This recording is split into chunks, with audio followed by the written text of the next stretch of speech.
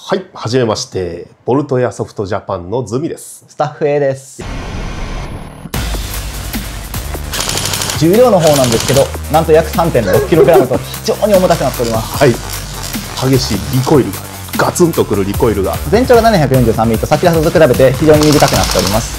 非常に高精度かつ高強度で設計されております。なるほど。実際、ボルトはどんな鉄砲なのか、というところも含めて、ぜひね、本編の方も見ていただけたらと思います。